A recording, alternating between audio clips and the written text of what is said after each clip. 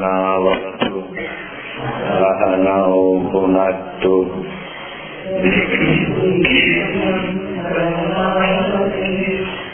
तेजस्विनावधीतमस्तु मा विद्विषावहै।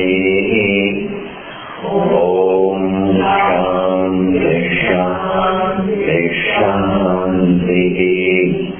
श्रुतिस्मृतिपुराणानाम् आलयं करुणालयं नमामि भगवत्पाद शङ्करं शङ्करं शङ्कराचार्यं केशवं बादरायणं सूत्रभाष्यकृतौ वन्दे भगवन्तौ पुनः पुनः।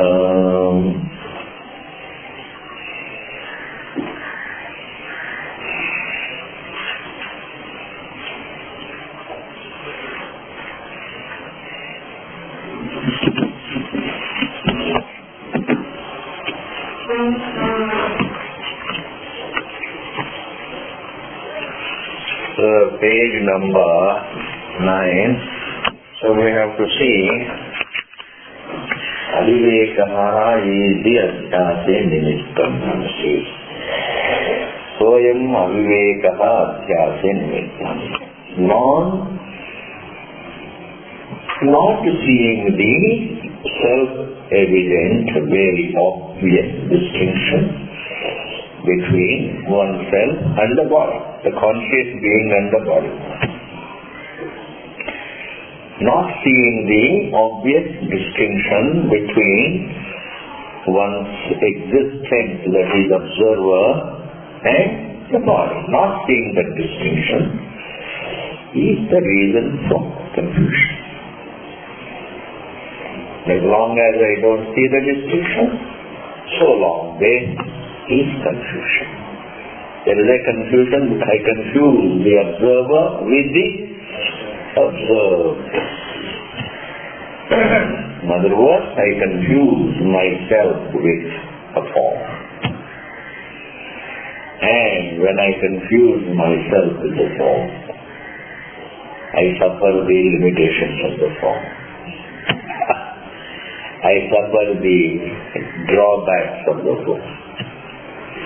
I suffer all its problems. I suffer all the anatomical problems and biological, psychological problems when I don't see the distinction between the observer and the observer. The observer is the truth. Observer is awareness. We call it observer. Observer is not make many efforts to observe. He just is. And every form gets based in awareness. When forms and sounds and tastes and touches and smells and memories, pleasures, pains, when they get based in awareness, then we describe awareness as the observer of them.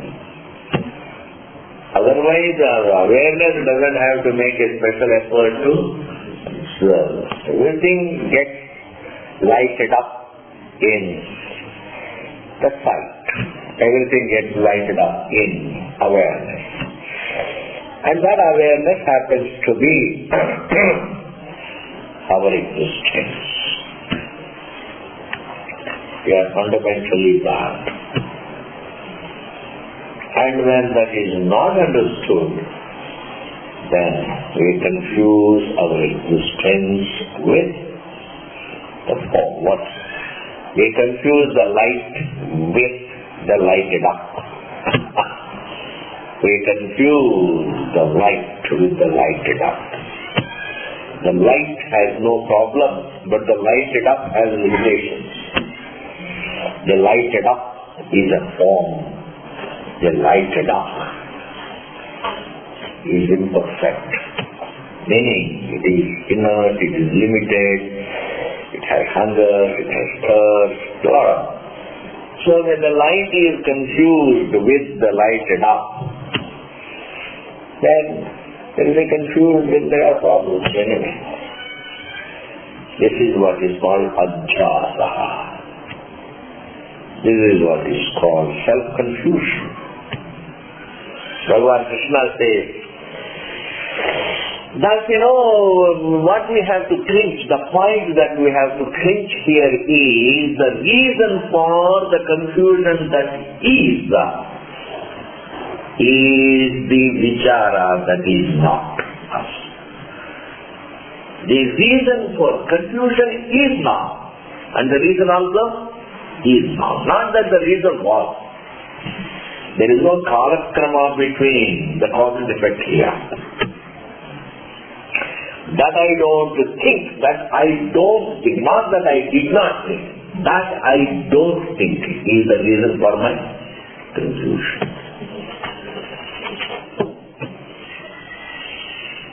I can't say the reason is in the past and the cause is in the past and the effect is in the present. No. The cause is in the present, the effect also is in the present. But I don't think. That I don't look at myself. That I don't look at myself is the reason why I confuse myself with the body. Not that once upon a time I did not think and therefore there is a problem now. That I don't think now. That I don't think now. That I don't see the rope. Make me see the snake. Not that I did not see. Right now. Therefore, the present era is due to the present non-reflection. The present era is due to the present non-reflection. The present era. The present self-era is due to the present non-reflection. Therefore, this particular question, why did it come about? I don't say, it doesn't come about. Confusion, I find myself with confusion. When I find myself with non-reflection. When I don't think, I'm confused. Bhagavan Krishna says in Bhagavad Gita, Kshetra Kshetrajnayo Taduktam Gita Bhashye. Gita भाष्य में कहते हैं क्षेत्र क्षेत्रज्ञयो विषय विषयिणो भिन्न स्वभावयो इतरेतर धर्म अध्यास लक्षण संयोग. The association of the consciousness with the body is called sanyoga, the association. But this association is unlike the association of the hand with the case, the association of the table with the dice. That is a literal, real association. It's a real association. When I put my hand on the table, it's a real association, yes. But the association of awareness with the body is not a real association. It is a confusion. There is no real association.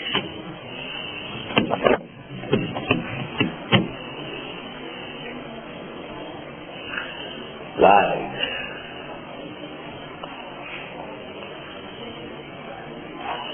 When I see mirage water in the sand, there is no real association between the sand and water. There is no water. If the water also is real, like sand, then when they are together, then it's a real association. So there is real water in the sand, then there is real association between the water and the sand. tank is real, but the water that I see there is false, mirage, perception. Similarly, between awareness and the body, there is no real association. Because awareness is non-physical, body is physical. Between the physical and the non-physical, there can't be any real association. So that I am in association with the body, that I am in touch with the body, that I am the body, that I am in touch with the body, that I am in association with the body is a notion. And a notion exists as long as I don't discern. As long as I don't see the obvious distinction. Then, this is what is called, I want you to pick up this word if you can, Adhyasa Lakshanaha Sanyogaha. Very beautiful. False association. One is a real association, the other is false association. Between the book and the hand there is a real association. When I hold this in my hand, there is a real association between the hand and the cage. But between my existence and the body, the association is false. It's notional. Why? Because one is physical, the other is non-physical. One is unlimited. The other is a form. But anyway, the association universally felt between awareness and the body is not a real association. It is a notional association. And what is the word in Sanskrit? Adhyasa Lakshanaha Sanyogaha. इतना repeat करेंगे उतना पाप नाश हो जाएगा. Repeat करने से पाप नाश होता है, समझेंगे तो अज्ञान नाश होता है. उच्चारण से पाप नाश. By repetition you lose really a lot of things. And by understanding it you lose ignorance, you become enlightened. And I am telling you, even the language that is used to unfold the truth, by merely reciting that language, you get a lot of mental purity and peace. Okay. That is what is called Parayana. You know Parayana? By simply reciting Bhagavad Gita, you get what? Because it is all literature pertaining to the truth. Literature pertaining to the truth. Adhyasa Lakshanaha Sanyogaha is the name for it. Therefore, we seem to have association with the body. But this association, felt association, is not a real association, but it is Adhyasa Lakshana. Kshetra Kshetrajna Swarupa Viveka Abhava Nibandana. Nibandana means Nimitta. It is there only due to my mental sluggishness. I am sluggish to look at the distinction between the observer and observer. The most interesting phenomenon in life is only one, that is, what I see is different from the one who sees. This distinction is interesting.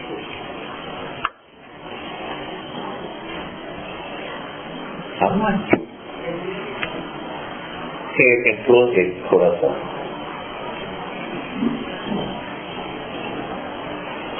थोड़ा खुला रखे बाहर.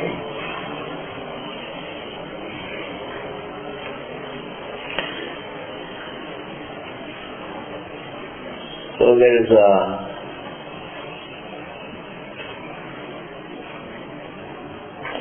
Nibandhana, Nimitta. The only interesting thing in life, really, what interests for a thinker. For a non-thinker, what he sees interests him. For a thinker, the distinction between the two interests him. For a non-thinker, meaning what? For a mediocre, what he sees, the forms that he sees interest him. The objects that he sees interest him. The sound that he hears interests him.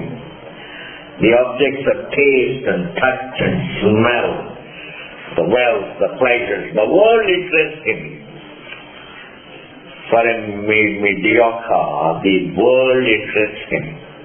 For a thinking person, the distinction between the world and the one who sees it interests him.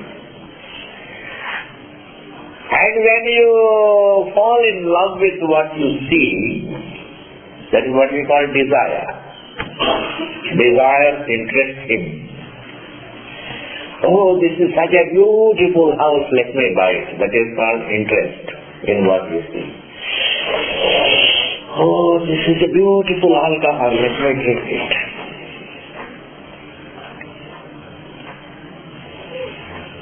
But for a thinking person, what interests is the distinction. The distinction is, what I see can't see me. What I see can't see me. The form that I see can't see me. The sound that I hear can't see me. The object that I see can't see me. I can see, it cannot see. That is darkness, I am the light. This universe that I see can't see me. The child that I see can't see me. The space that I see can't see me. The sun that I see can't see me. There is a difference between me and the universe. As much difference as the one between the light and darkness. For a thinking person, that difference is absorbing. That difference is interesting. Seeing that difference, seeing that distinction, interests a thinker. For a non-thinker, what is it that interests him? The object, what he sees. Are you able to follow? Kshetra kshetrajya swarupa viveka abhava nibandhana rajju shuktikadinam tadviveka jnana abhavat adhyaropita sarpa rajatadi sanyoga vat. Up to that. Not seeing the distinction between the observer and the observed leads to the confusion of the observer with the observed. Like even the non-recognition of the rope leads to the confusion that it is made. Or the non-recognition of a silver coin as a silver coin leads to the confusion that it is a non-recognition of a shell as a shell leads to the confusion that it is a silver coin. Simple thing. Therefore, human struggle is self-confusion based.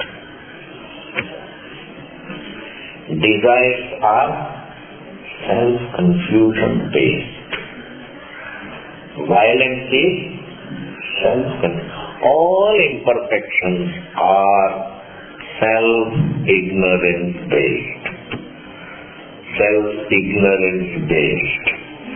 Therefore, without looking at the self, whatever you may do, these imperfections are not going to go.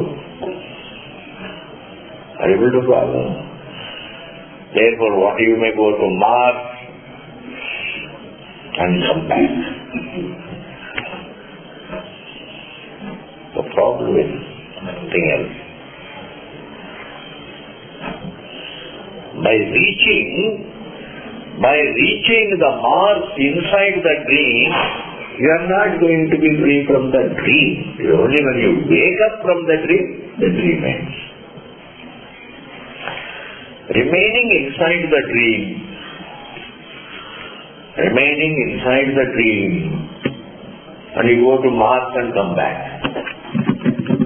But you will be still, you traveled to Mars in dream. You traveled back also to Earth in dream. Dream doesn't go. Imperfections don't go away until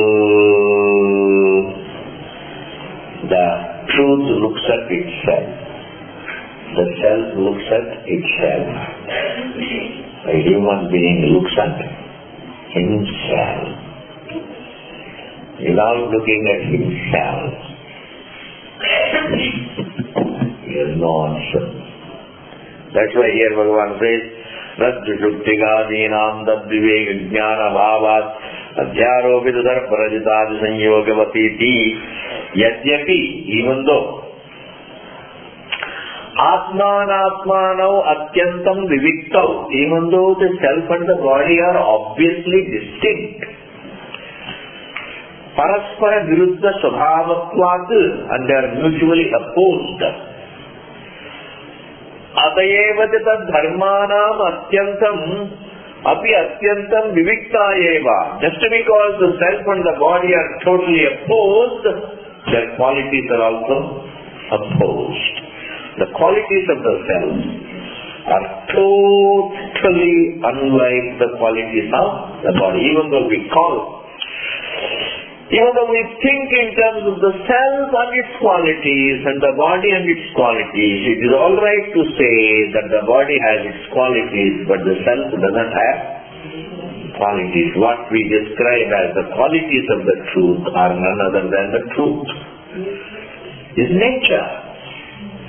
Because the qualities can change, but the nature can't change. The qualities of the body can change, its height can change, its weight can change, its complexion can change, its age can change, its religion can change, so many things can change. Its bimariya can change.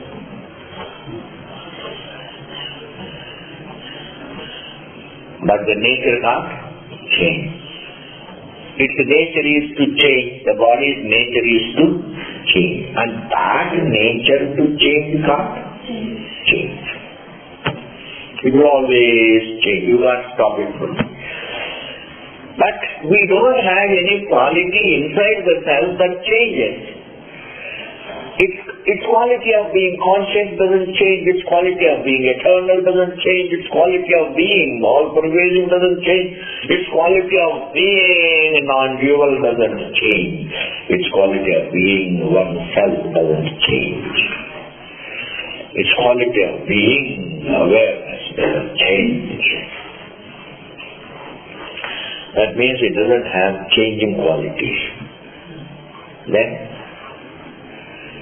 it has only unchanging nature first. It doesn't have changing qualities, it has only unchanging nature. Atayeva jata dharmanam api atyantam viviktah eva tathapi, but still tayoho dharma dharminoho vivekena nirupana abhava nimittaha eva varinita adhyasaha.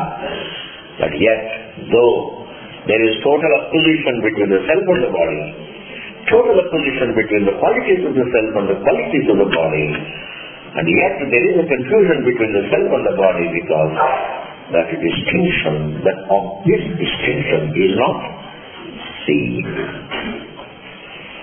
When I don't see what is, then I start seeing what is not.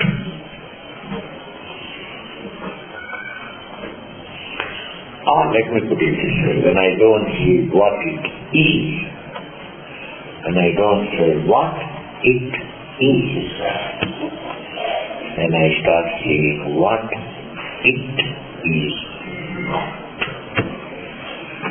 No choice. And you have no choice. Therefore, here it says, Atayeva jadadharmaha vyatyantam viviktaha eva tathapi tayoho dharmadharminoho vivekena nirupana nivittaha eva varanyadadhyasa tatascha vyavaharaha ityanavadyam. And as a result of confusion is the whole life is a vyavahara.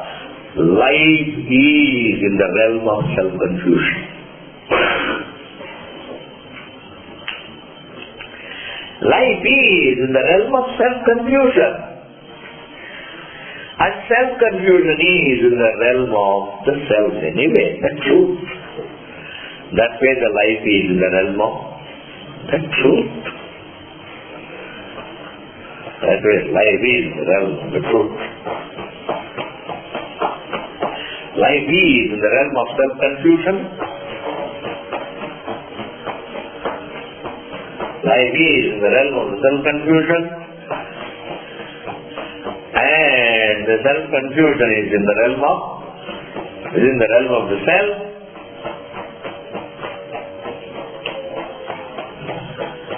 within the realm of the self, and therefore life is within the realm of the truth. And when one doesn't know it, one thinks that the truth is somewhere, life is somewhere. Yadyapi Chaitanyadayaha Nama.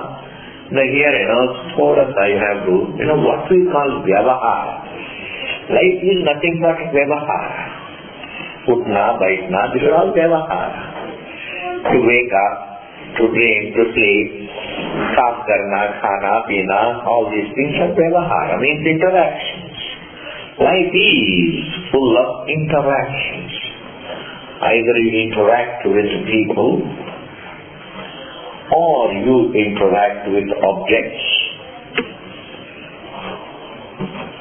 or you interact with yourself looking into the mirror. This is what is called interaction with yourself. But life is nothing but series of interactions, actions and interactions. Actions, reactions and interactions. You can give any extra word. Actions, reactions and interactions. These are all called Vyavahara.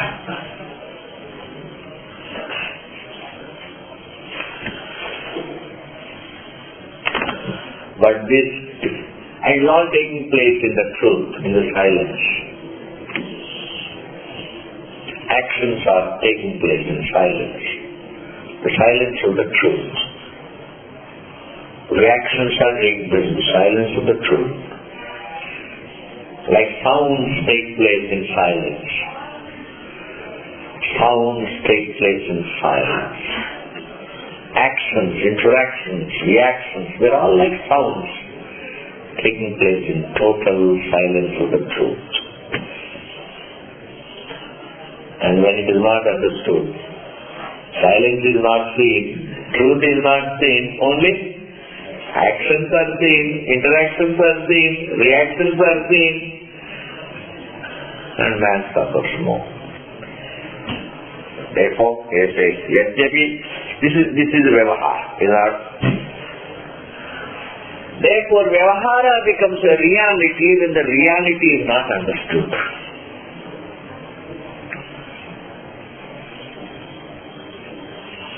Vyavahara looks at reality, the false looks of reality, and the reality is not understood. Let's go over. Yadyapi Chaitanyadayaha nama na atmanaha sakashat pratak vidyante dharmaha. Up to that. The qualities of the self are not really separate from the self. The qualities of the self are not changing qualities of the self. What we consider, what we recite, what we describe as the qualities of the self are not really changing the qualities of the self, but they are unchanging nature. A very important breakthrough in Vedanta. Because a quality becomes a quality only if it is available to change. An adjective can change, but nature doesn't change. Body has adjectives which can change. Body has properties which can change. But the observer doesn't have any properties which change. So to be conscious is its nature. To be is the nature of the truth. To be conscious is the nature of the truth. To be unlimited is the nature of the truth. To be non-dual is the nature of the truth. And therefore, that nature, even though we call them all qualities, but they are none other than the nature. That is what is making a very beautiful point to me. Yadyapi chaitanyadayaha nama na atmanaha sakashat prithak vidyante dharmaha. What look like the qualities of the self are not the qualities of the self. They are the nature. Nitya nirvisesha chaitanya swarupatvad atmanaha. Because Atma is nirvisesha. Nirvisesha means it has no form, no sound, no taste, it is not physical. Truth is not physical. Truth is not biological. It is also physical. You may call it biological. It's physical. Truth is also not mental. It's not a thought. That's also objectifying. Therefore, something that is formless, a non-physical thing can't have changing properties. Something non-physical can't change. Because we see only the physical things can have change. So we can't really imagine, we can't assume change in the non-physical realm. We can't assume. We have no basis to assume. I can assume wherever there is a form, there is a change. Matter changes. But that which is totally unlike matter, that which is totally unlike matter, cannot be assumed to change. Therefore, Atma being nirvisesham, cannot have changing qualities. Yes. Therefore, our being can't change. Because our being conscious, it is unlike matter. Being conscious, we are unlike matter. When we are unlike matter, then we are unlike the change. When we are unlike the change, means we don't change. We are the ever-present being. That is the obvious truth, ununderstood. Even the obvious remains unobvious until it is understood. It does not that the obvious liberates you from the responsibility to understand it. Even though it is obvious, it becomes really, it is only when I appreciate it as obvious, it benefits me. It is only when I appreciate the obvious as obvious, then it is useful for me. The obvious truth is not useful for me, but my appreciation of it is useful for me.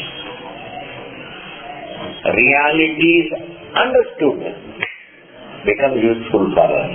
Ununderstood, I can't help. They can't be useful for me. It is the understanding that helps us. And therefore here, Nitya Nirvisesha Chaitanyasya Rupasvadatmana is a great literary regime. If you want to study Sugama means what? You have to sit at here. It is Thodi hota hai. Shastra hai. These are all great depths of unfoldment.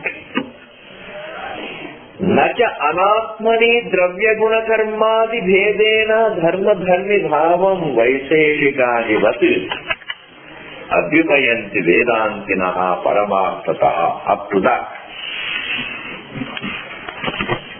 You know, when it comes to the object, we think of them in terms of noun and adjectives. Every object you can look at as a noun with adjectives, properties. A tree is a noun with a lot of properties. But all of them change. We can look at every object as a noun with changing properties.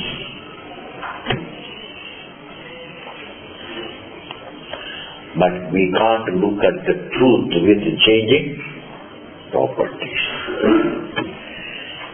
And also when it comes to the object, you know, this Vaiseshika is a particular school. That Vaiseshika school thinks the noun and adjective, both of them, they count them as two. Vaiseshikas count noun and adjective, they look at the noun and adjectives as two details. But Vedanta doesn't look at an object and its adjectives as two details. They are only two terms for the same thing. When you look at it as a whole, you call it the noun. If you look at it in piecemeal, then they all become adjectives. It is just a vision. If I look at the whole tree, I call it a noun. And if I look at it bit by bit, then it is all adjectives. You see, when I see the color of it, it is adjective.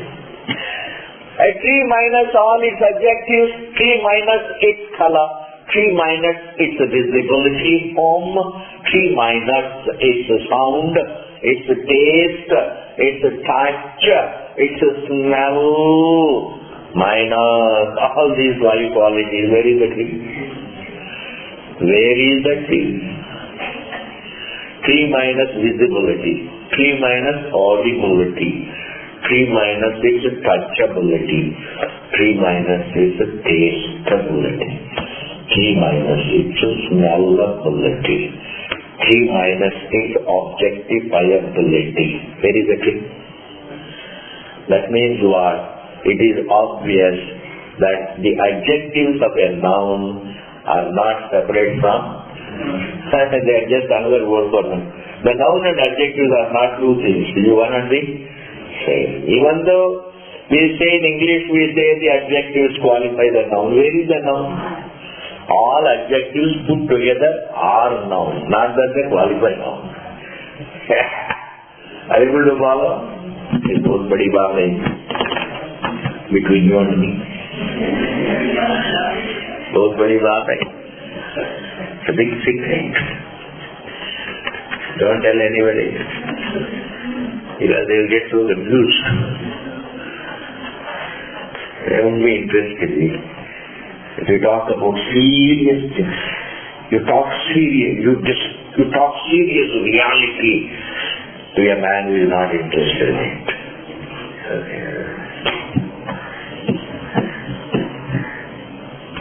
That is why truth is available for everybody, but everybody is not available. Truth is accessible for everybody. Anybody can understand the truth. Truth is accessible. Human beings are not available. Peace is accessible, but the person who wants peace is not available to find it. He is not available to appreciate the peace that is there. He is struggling for the peace where it is not. And he is failing to appreciate where it is. Therefore, anyway, I have explained 2 points. Truth doesn't have changing properties because the entire truth is changeless. You look at it even in terms of detail. It is conscious, it is eternal, it is all-pervasive, it is the subject, it is non-dual, it is formless, etc., etc. But all these details don't change. Therefore, truth in its entirety remains changeless.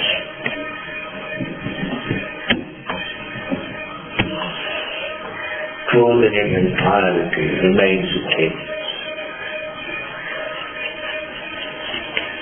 When it comes to an object, it has only changing qualities. But those changing qualities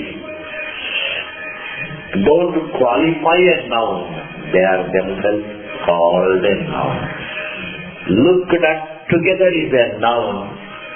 Looked at in piecemeal. You understand piecemeal means thoda. An object looked at in piecemeal, they are called adjectives. Looked at together? No. This body, if you look at it as one whole, it is a noun. And then if you look at it in terms of its height and weight and complexion, thoda, little by little, then it's all called properties. Thus there is no real difference between properties and the noun. They are 2 words for the same thing. The big enlightenment, if we can really understand what I am talking.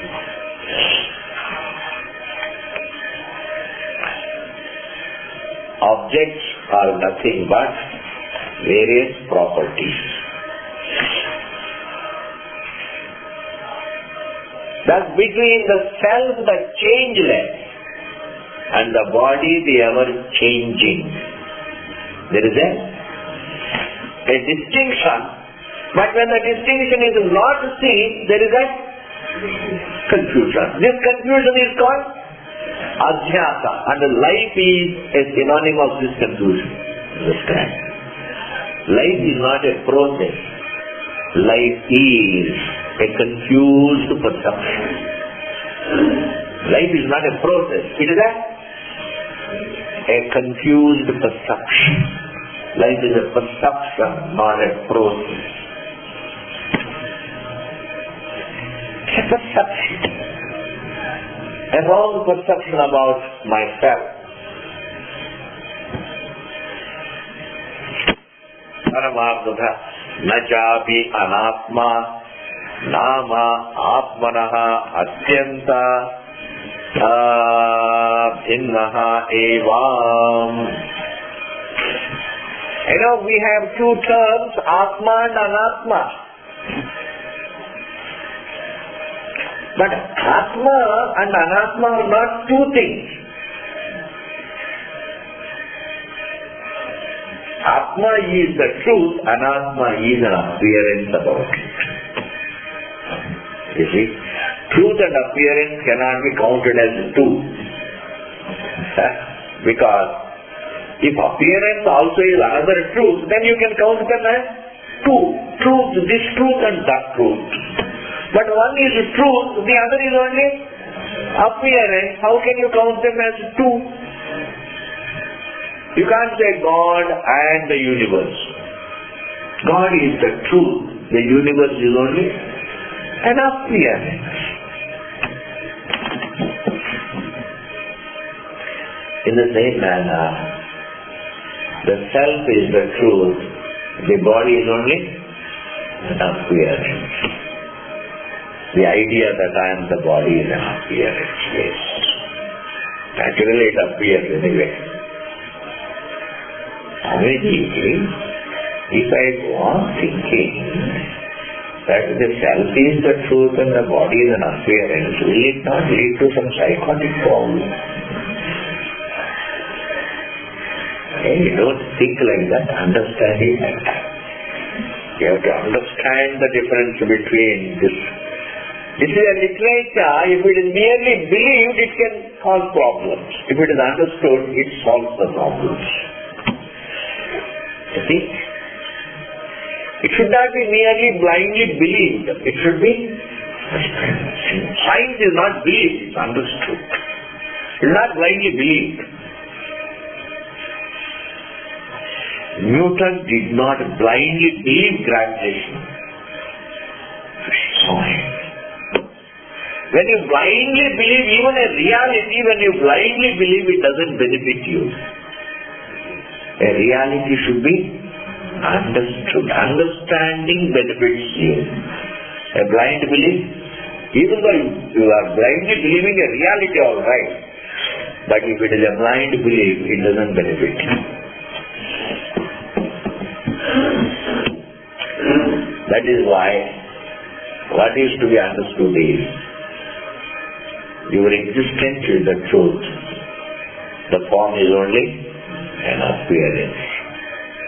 Therefore, one is the truth, the other is an appearance. Therefore, despite appearance, what is there is only truth. They are not truth. Appearance is not a second to truth. Appearance is an appearance about the truth. It is an appearance in the truth. Not appearance second to truth. The wave is not second to water. Wave is not second to water. Wave is an appearance in water. Wave is not second to water. Ocean is an appearance. We call it big. As big we call it ocean. Otherwise it is water. Bubble is small, but the substance is water. Man is big, but he is conscious. A mosquito also is small, but it is conscious. It is much more conscious than we are. See, a mosquito is more intelligent than human beings. Why? Because when you go after it, without your knowledge, it comes behind you and bites you here and gets it. It can steal blood from you without your knowledge. But a mosquito can steal blood from you without your knowledge. Can you say it is an inert thing? It's very intelligent.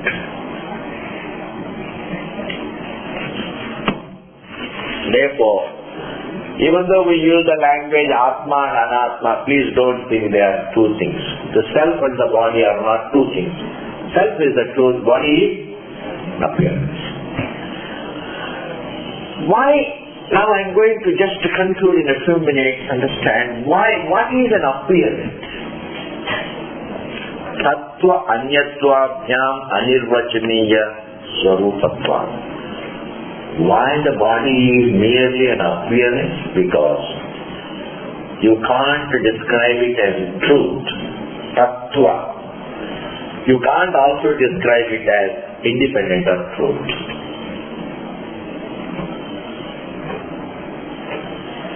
It's separate from it. It is not the truth. It is also not separate from the truth.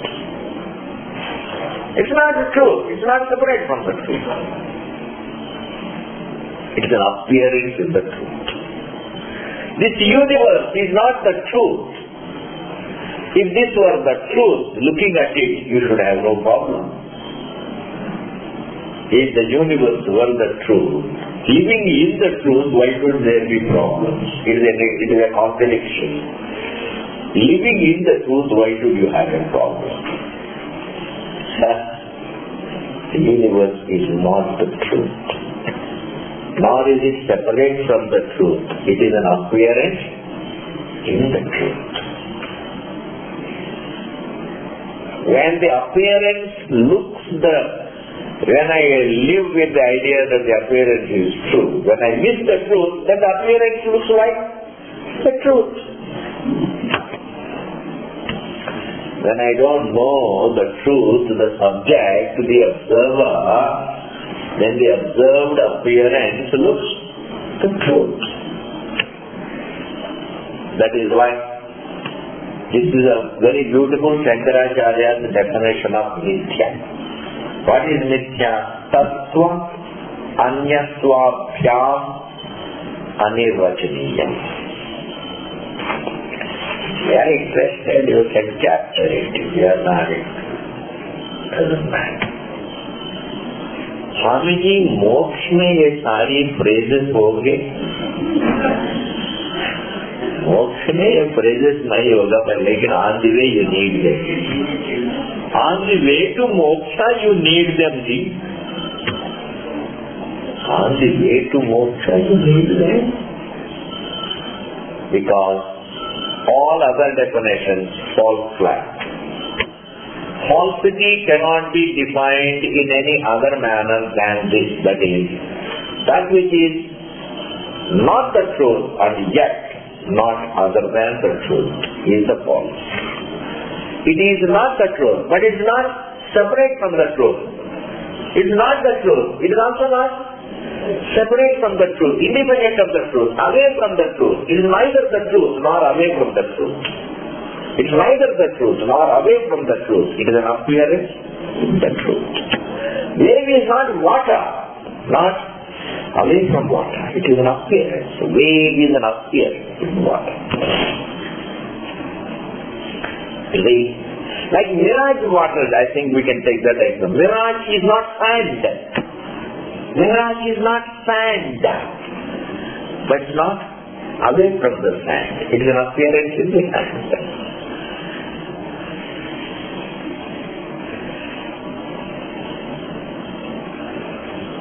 Thus, the entire universe qualifies itself to be defined as false. The universe qualifies itself to be defined as false, mithya. Whereas the observer qualifies himself to be defined as true. Satvanyatvaabhyam anirvachaniya swarupatvat salilapena-vat, like wave and water. Sena means froth. Salila means water. Just one more minute. Tathapi चित स्वरूपाने चैतन्यादीन उपाध्यपेक्षया तत्पृथक भूतानि व प्रकल्प्य तेषां तद्धर्मत्वेन व्यपदेशः. Up to that.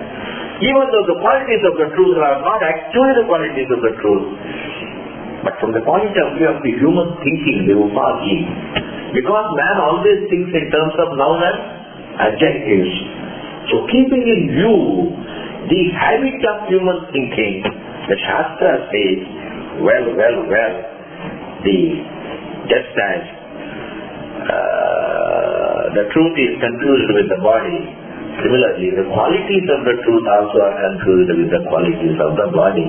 Thus, we talk about the self in terms of the noun and why? Because of the human having to think in terms of noun and adjective. Because you always think Sheshana. Just one more minute. व्यावहारिकं च अनात्मनः प्रातिभासिकत्वा धर्म धर्मी भावं च यथा प्रसिद्धमेव अभ्युपगम्य जडत्वादीनां धर्मत्वेन व्यपदेशश्चैति नात्र व्याघातशंकावकाशः. Even though when it comes to the objects, we cannot really separate the adjectives from the noun because the adjectives all put together, when we look at all the adjectives together, it looks like a noun. Little by little, it looks like adjectives. Even though they are not two things. Noun and adjectives are not two things. But again, going by the human habit of perceiving them as two, the Shastra says that the body is a noun and it has adjective. But they are not two. Thus, when we analyze the truth, we have to keep in view the human mental habits. One of the mental habits of human beings is to look upon God as separate. That's one of the habits. Why it has come? It is rooted in ignorance. So that also has to be corrected. It's not distinct. It is within but ununderstood. Therefore, when it is not understood, it looks distinct. Anything when it is not, even though it is intimate, when it is not understood, it looks distinct. Yes. Not that it is distinct, it is looked upon distinct, not it is distinct. Truth is not distinct, it is mentally. Human beings have the habit of looking upon truth as distinct. His happiness is distinct. Everybody thinks his happiness is still far away. His freedom is still far away. His peace is still far away. God is still far away. We look upon them as distinct when the fact that they are intimate is not understood. It says you, human, you. Not a fact. Similarly, that's the noun and adjectives, the body of the objects, noun and adjectives. There are two things. With a human view, that the noun and adjectives are separate. With a human view, is not a fact. Clear? Ecology, this is the great literature. First, full of analysis. You have to rise to the occasion. You have to be students to match the literature of the truth. If you are ready, literature is very serious. And you are sleepy, weak, half-hearted, half-interested, etc. It doesn't work. The students must match the topic. तब आनंद होता है जी. The students are ढीला, ढाला, टेढ़ा, मेढ़ा, उबड़, खाबड़. You understand, You will not enjoy it. Om Purnamadaha Purnamidam Purnat Purnamudachyate Purnasya Purnamadaya Purnameva Vadishyate Om Shanti Shanti Shanti. Hari Om.